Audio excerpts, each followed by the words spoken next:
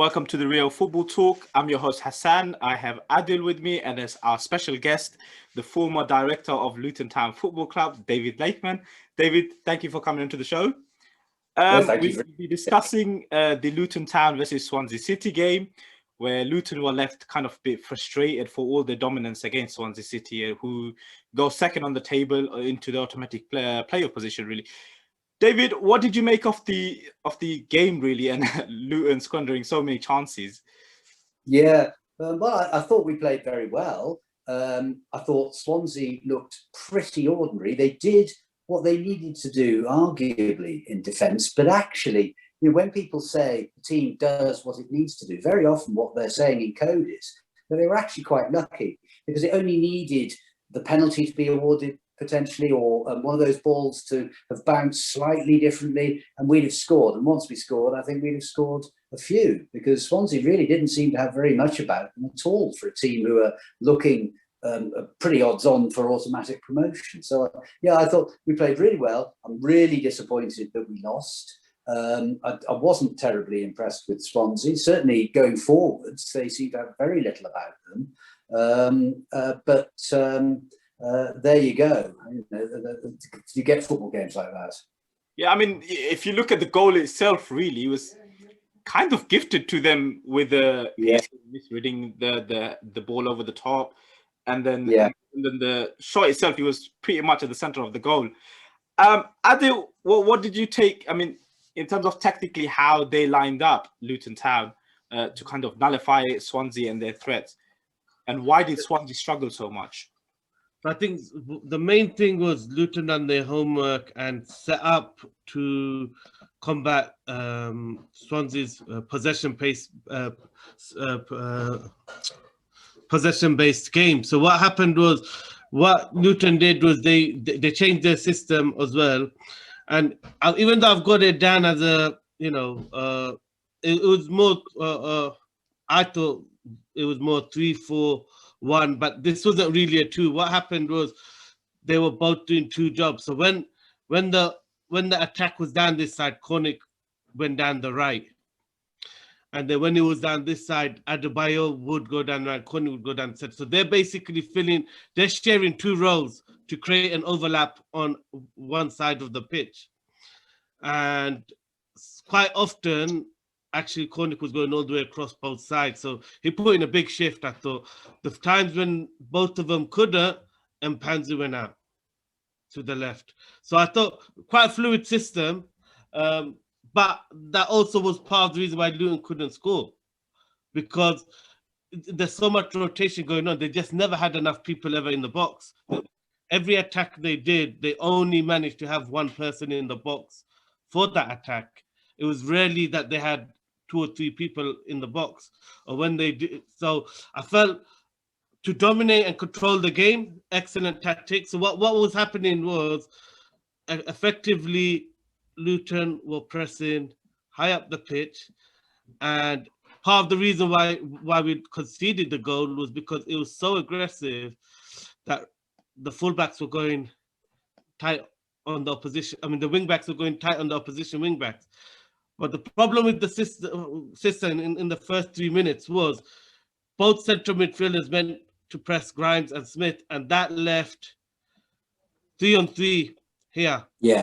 And the clever thing was, what Dan Hourihan were doing was they recognized that Luton have set up a system to stop them getting the ball into their 2-10s.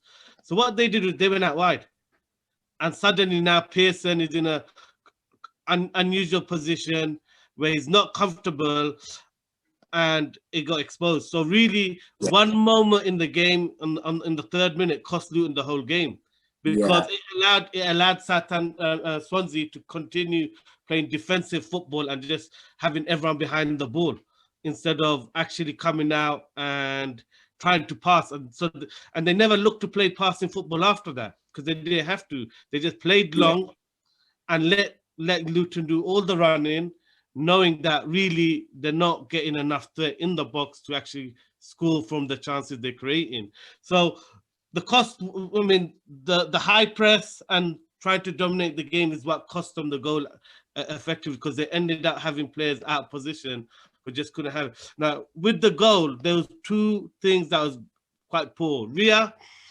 It was Brie at right back. Sorry, actually, he wasn't playing. He wasn't playing. Yes, sorry, that's a typo. I spelled it wrong. Sorry. Not the B. Sorry, Bria. The problem was he closed down, but without actually pressing. So he actually leaves the whole channel for the pass. And if he went tighter, if he goes tighter, then actually there's no pass on in behind. It has to go square. So what happens?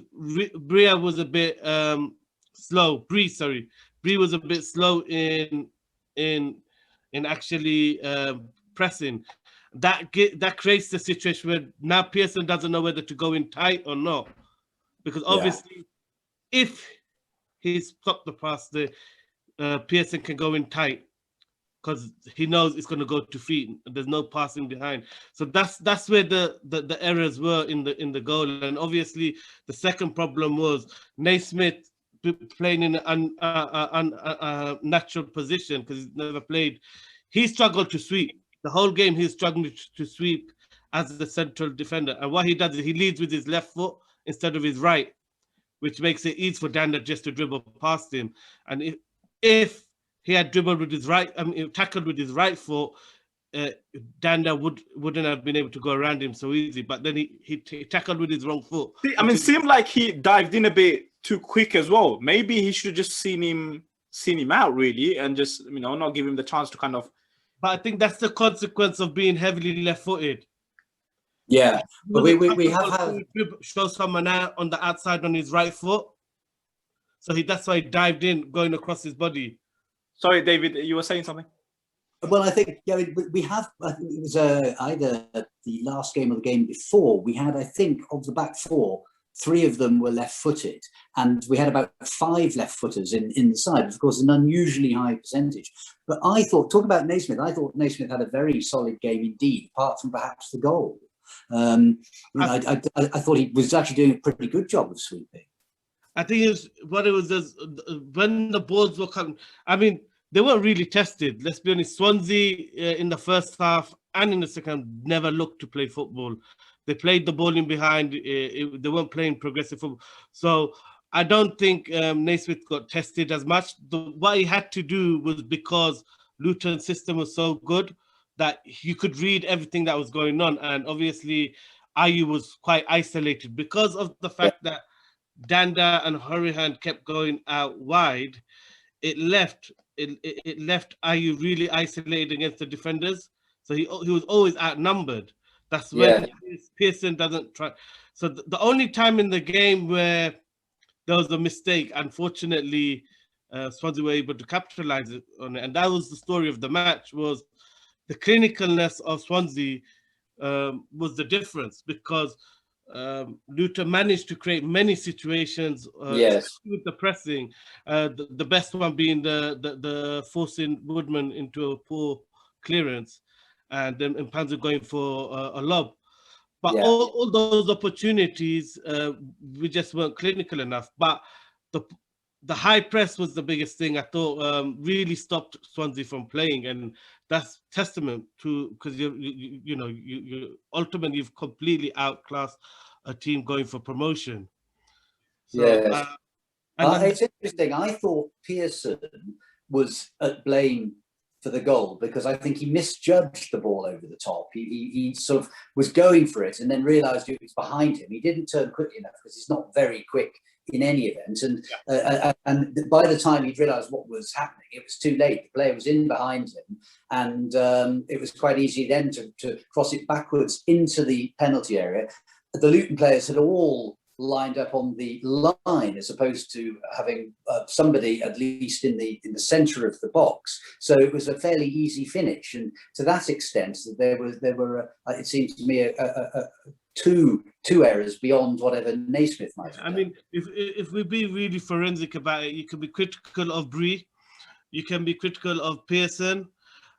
Pearson made 2 mistakes. One was he went in too tight in an unnatural position. I mean, if you're not got the mobility, you shouldn't get yourself isolated out. No, I agree. So but the thing was, he then had the opportunity to hold his line and play Danda offside. but he panicked and ran back. So he then ended up keeping Danda on side on top of. So if he had just stuck to, you know, I've gone in too close, the ball's going over the top, and just held his line, it would have been offside. But he panicked and dropped back, and basically realized his mistake. By then it's too late, basically. Yeah.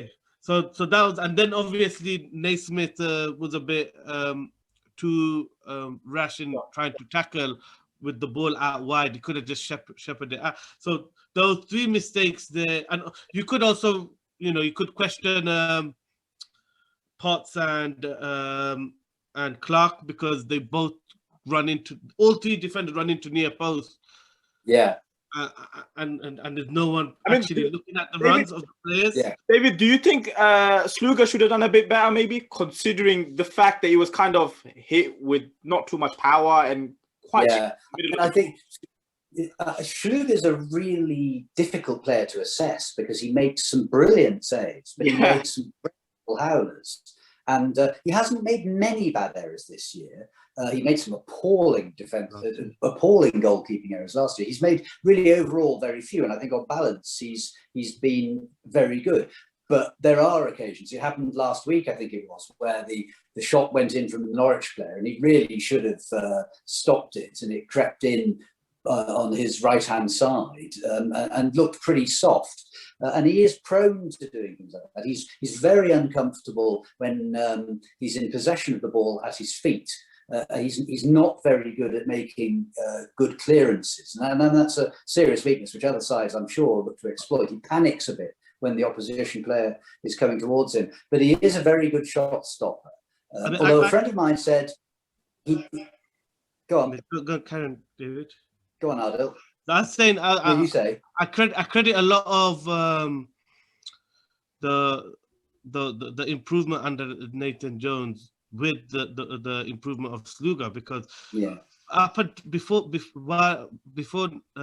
Nathan Jones came back, Sluga was making so many mistakes, and they kept rotating goalkeepers, and he improved significantly the moment Nathan Jones came back. And I think it was the defensive outlook that Nathan Jones, because the first thing he did with City come back, he made us very difficult to beat. The work rate off the ball, you could see straight away, was different, and we're really compact. And I think that's what Sluga needed. I think under Graham Jones, it was just too much, way too open, the football. Yeah. And some keepers are like that, where they fit when they have organization in front of them, they can show their qualities. But in a team where it's not organized, they really struggle, because they're not good at organizing the team themselves. So what they need is a manager who's going to have the team set up in a way where they know where the shots are going to come from, and they can see them position themselves better because of it. But it's really true when you've got a back four that had most of last season Pearson and Bradley in the centre of defence, and this season even quite often Pearson out on the right and Bradley in the centre, because they're both very slow. They're both good at defending, but they have to be in a position where they're not being exposed for pace, and they haven't been very often this season, whereas last season it was every game they were being outpaced and we were conceding goals on the back of that. I think it's more down to the positioning of the team and how it's set up to kind of cover for those the speed and stuff. So it's down to Nathan Jones really realizing that these players haven't got the pace, so let's maybe 5 yards deeper. And it's really worked. And it made a huge difference. Yeah, the pressing, you identified that absolutely right, Ardal, in your tactical board, that they've pressed teams and really pressured them. I think they're very fit. They've been able to keep on going in just about every game, having used tons of energy in pressing. And it's worked very well, and it has protected Bradley and Pearson. And Bradley, most of this season, has really played incredibly well. But he's now unfortunately injured, as is Lockyer, who's also played very, very well. We know Luton in terms of defensively this year they've been very good, even though they leaked some goals. More so, I think it's the attack, and maybe that's what it's been lacking since they've definitely. But I think that's where I go back to the tactics board. What I'll do is I think part of the problem with Nathan Jones is because there's so much focus on stopping the team in terms of controlling the game. So the press, what happens is he sacrifices on continuity in attack. Because if you look at the first half setup, you know, that is a lot tactically to expect a player to be covering both sides depending where the ball is. Yeah. And you effectively got three players sharing the left wing position. Sometimes Adebayo doing it and Cornick coming in. Sometimes it's Mpanzu going across. Mpanzu going across. So I think and that's all because the setup is more to stop the opposition playing than the high press. So then what happens is that costs you when it comes to attack, because plenty of occasions you had a good build-up play, and then what happens is the only real play you got in the box is Adebayo, and everyone else on the edge still running in. Yeah. So I think the problem is the formation doesn't allow for enough presence in the box. So what happens is the players are always looking for that one pass and that one ball into the player. So your chances are limited because you don't have any other option. You don't have an option of playing it back because you think we rely too much? You were very deep. Then, sorry. Do you think we rely too much on set pieces? Because that's why it seemed like we were getting a lot of corners, and doing a lot of long throw-ins. And is that what we rely on? Because when those occasions comes, we push forward our big centre backs up to the top. And it seems like that's what we're kind of relying on. No, I wouldn't say Luton rely on it. I think it's a good weapon because they've always had good delivery at set plays. And I think it's obviously when you do have Pearson, Naismith, Bradley, you got guys who are very good in the air. So I think it's a good option, but I don't think Luton play for that. It's just a weapon that they have and they utilize. Yes. But they play very much on the counter. Either they press high and try and nick a goal that way, or they work hard and then quick break through Cornick. And Cornick is one of those players who's amazing on the counter attack because he can draw players into the tackle. He has the pace. He's really fast in his dribble. So he does make the difference in a lot of these counter attacks. But the problem is always you're attacking for that one opportunity, that one pass, and that one striker in the box. So the margins are very small. You have to be extremely clinical, and your final ball has to be perfect, and your finish has to be perfect because you're not getting anyone else in the box. And that's where I think... No, I totally agree with what you said. And, it is a very interesting statistic that we've won 6 away games, but all 6 have been won 1-0.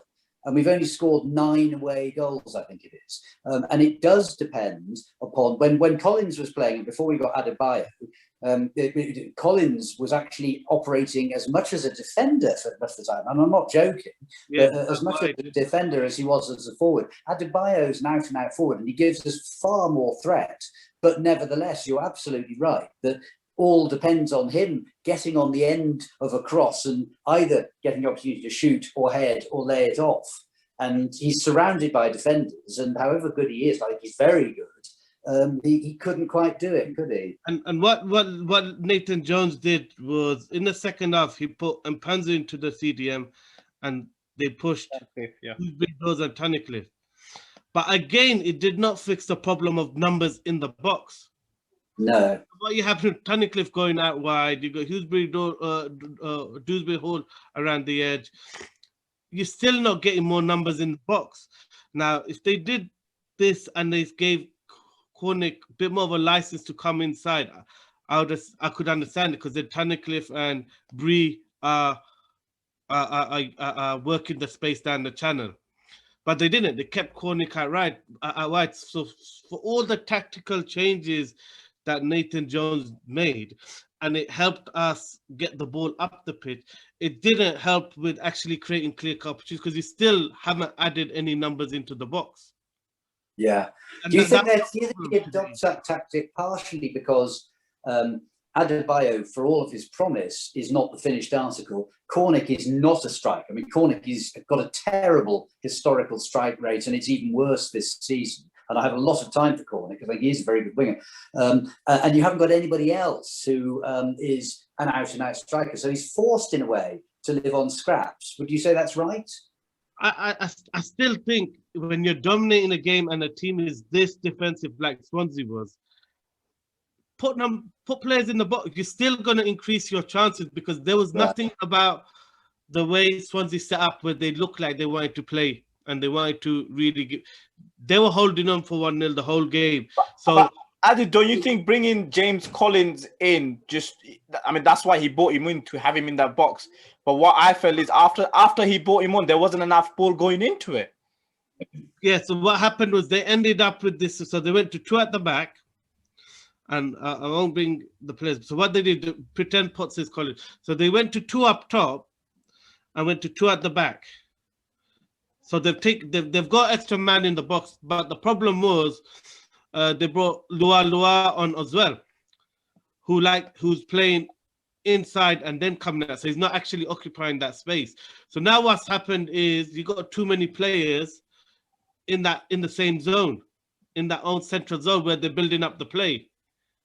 So what happened was they got into each other's way, and then they weren't getting the ball into the box, other than for Adebayo from the right hand side. So the problem was you've brought Collins on, and you're not actually getting the ball in. You're wasting so much time playing good football, short passes in your own half, and build up play, but actually just get it in the box now. Because what Swansea did was they even went to an extra midfielder and they just left 2 up top. So they went to effectively defending with 8 players. 5 defenders sitting the whole game. I mean, Roberts and Manning never joined the attack. And now you got 3 defensive midfielders sitting. So when it's like congested like that, just get the ball in the box, because they're panicking. Yeah. Can't get a goal to a mistake, an error. And Adebayo can always be expected to get on the end of something if it's hoofed into the box. I mean, he seemed really nervous to kind of really go for it. I'm not sure. Yeah. He had a couple of chances where he could have really put his self in there, but he didn't really attack the ball with enough conviction, really. I think he was trying to play, and there were a couple of occasions, I agree with you completely. There was one occasion towards the end where he headed it just to the wide of the left post. But I think that was a misdirected header. I think he was unselfishly trying to head it into the path of Collins, whereas he should have gone for goal. And there was another occasion earlier in the game where he did the same thing. He could have shot, and instead he sort of hit it across goal to nobody. So I think that's a sort of he should be told, don't be too unselfish, just go for it, especially when you haven't got a strike force. What it shows is he lacks a killer instinct, and he maybe doesn't have the confidence in his finishing ability. But what was really good about Adebayo was his movement was so good. It was so intelligent. And the way he was working all 3 central defenders, I mean, all 3 of them, they struggled. And that's why I was disappointed that Luton didn't take the gamble of actually putting more people into the box, because you have the one player that no one in Swansea can deal with. Yes. So one of the defenders could deal with Adebayo, so you got such an advantage.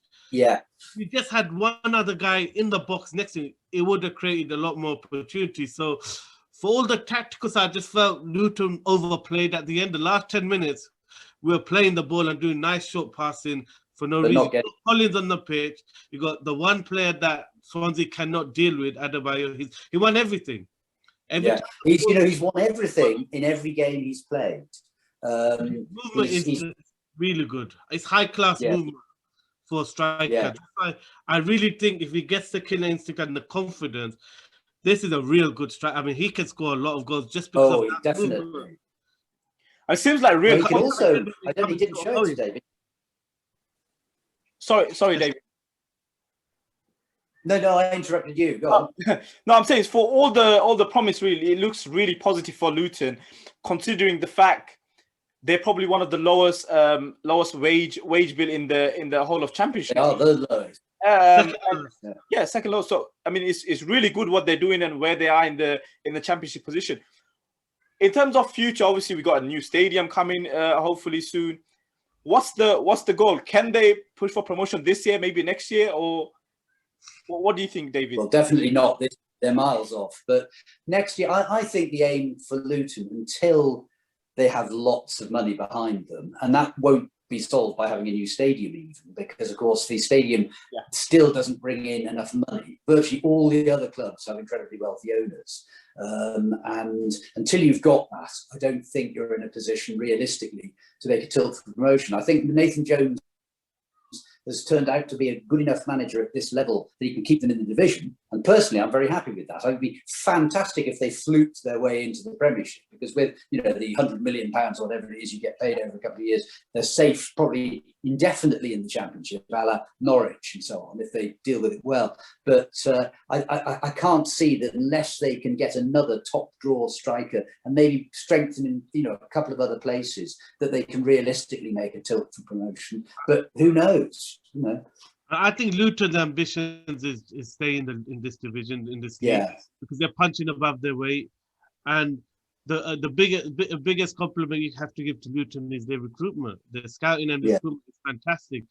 Every window they buy one or two players, and even their loans. The loans they get in Dewsbury Hall last season made a huge difference. Their scouting and recruitment is very good. You could argue one of the best in the division. They always are, because when I see the players they always sign, I get surprised at the quality of the players they get, because in youth football or in the coaching circles, these players are all rated very highly technically. So when I see Luton going for it, it always gives me confidence that they definitely know what they do when it comes to recruitment, because they're getting players above the caliber of the club always. That's what I feel, and you see that helps them to punch above their weight. So I think for Luton to, within their budget, to stay in this division is an amazing achievement. Yeah, I agree. Certainly for Swansea, I think Swansea are actually very similar to Luton in terms of they're very fortunate. I wouldn't praise them for the recruitment of players, because they haven't done hardly any. What you have to praise is the recruitment of managers, because that the club is only surviving because they've got in two excellent English managers to keep them afloat since they got relegated. I mean, Graham Potter done an amazing job while balancing the books, and they lost so many players in that time. And the only reason they still have Ayew is because no one's willing to take on his wages. But if they never had Ayew, Swansea would have a lot less smaller wage budget. But they've managed to get rid of a lot of the big players. But I mean, they must have got a lot of money when they did drop down from the Premier. I mean, the thing was that they never got much transfer fees for those players because they're on so high wages. They done the thing of balancing the books and just getting the players out, which is good, because if you look what happened to Sunderland, where they've tried getting money for Rodwell, they tried getting money for a lot of their players. It ended up making their wage structure too much that they ended up going down anyway. So I think Swansea have been clearing out. So you have to praise them for getting Steve Cooper in. I mean, what he's done with England was amazing. And and I think the loans that, because of that, they're getting a lot of good young English talent, and Premiership clubs are willing to loan that, like Leopardou and young talent, because they trust Steve Cooper. And the development. But it's probably the case with Luton as well, isn't it? People think Nathan Jones knows what he's up to. Yeah, and I mean, I was really disappointed to see Norrington Davis move on, because I thought he was playing really good for Luton.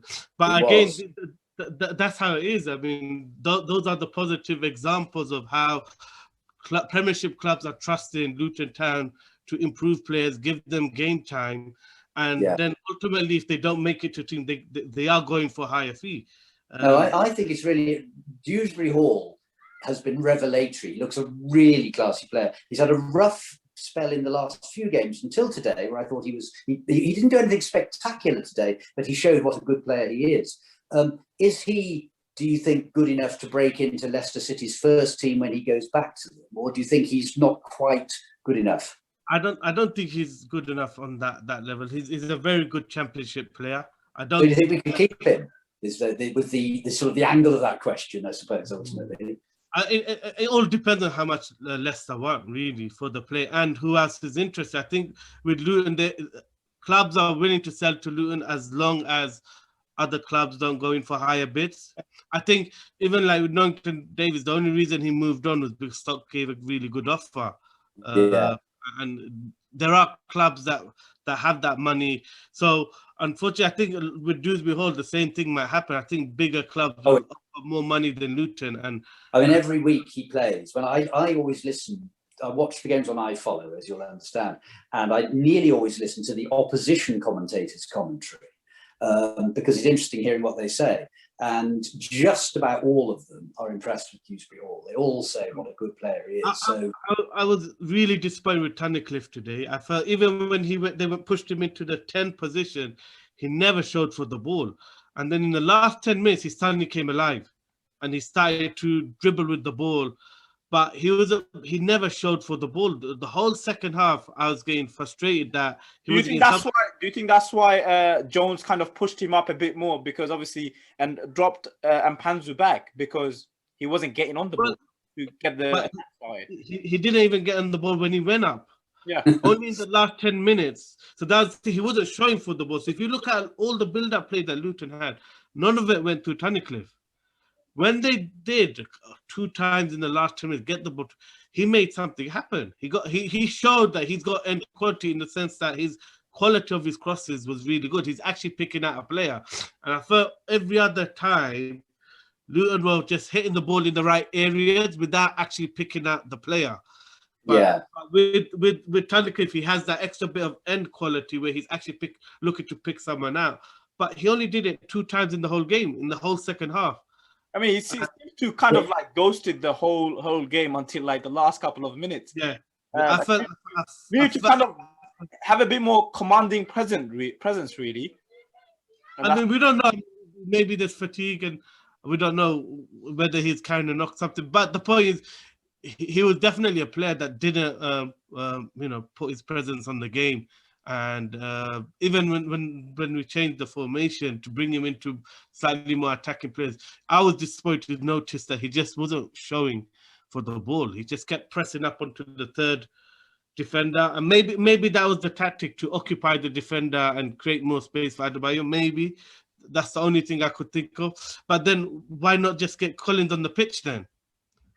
Because he's got better for movement and reading rebounds, second balls, making things happen. So that was probably the only real criticism I would have, is the fact that Tunnicliffe stayed on for so long, and I would have much preferred to see Collins come on a lot earlier. Thank you, Adi. Thank you, David. Seems like a really frustrating day for Luton, really. For even though we dominated the whole game and should have probably got a better result at the end of it. Thank you both for coming on to the show today, and I'll hope to see you guys both soon. Thank you. Really enjoyed it. Thank you very much. Thank you.